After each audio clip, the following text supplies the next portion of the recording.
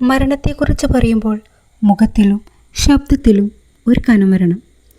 മരണത്തെക്കുറിച്ച് പറയുന്നവർ ആളുകളെ സന്തോഷിപ്പിക്കാൻ വേണ്ടിയല്ല സംസാരിക്കേണ്ടത്, മറിച്ച് സ്വന്തം മരണത്തെക്കുറിച്ച് അവരെ ഓർമ്മിപ്പിക്കാൻ വേണ്ടിയാണ്.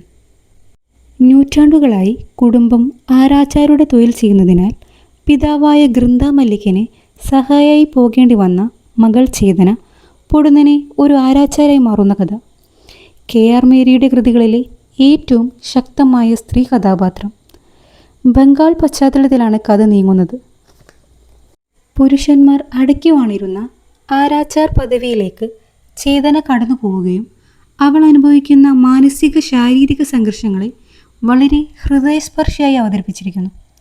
പ്രമേയം കൊണ്ടും എഴുതിയ രീതി കൊണ്ടും വ്യത്യസ്തമായ കൃതി. പ്രണയവും കാമവും ചരിത്രവും ജീവിതവും സമന്വയിപ്പിച്ച് ചേതനയുടെ യാത്ര. നായകനായും വില്ലനായും അവതരിപ്പിച്ചിരിക്കുന്ന സഞ്ജയ് കുമാർ മിത്ര വിവാഹ വാഗ്ദാനങ്ങൾ നൽകി അവളിൽ മോഹങ്ങൾ ഉണ്ടാക്കുന്നു. അയാൾ അവളുടെ കുടുംബത്തെ ചൂഷണം ചെയ്യുന്നു.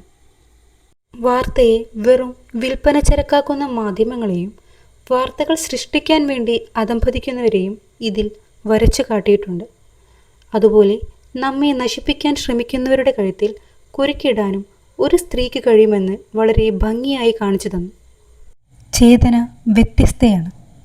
അവൾ ചരിത്രം തിരുത്തി. ആദ്യത്തെ വനിതാ ആരാച്ചാരായി അവൾ മാറി. കൽക്കട്ട എന്ന നഗരവും ചേതന സഞ്ചരിച്ച വഴികളും കാഴ്ചകളും പുരുഷ മേൽക്കോയ്മയ്ക്കെതിരെയുള്ള ശക്തമായ ഇവളെ മനസ്സിൽ നിന്ന് അത്ര പെട്ടെന്നൊന്നുമായില്ല. സൂര്യനെ അണിഞ്ഞൊരു സ്ത്രീ, ആരാച്ചാർ, ഖബർ, ഇതൊക്കെ എനിക്ക് ഒത്തിരി ഇഷ്ടപ്പെട്ട പുസ്തകങ്ങളാണ്. നിങ്ങളുടെ ഏറ്റവും ഫേവററ്റ് ആയിട്ടുള്ള KR മേരിയുടെ ബുക്ക് ജസ്റ്റ് ഒന്ന് കമൻറ്റ് ചെയ്യൂ. And that's it.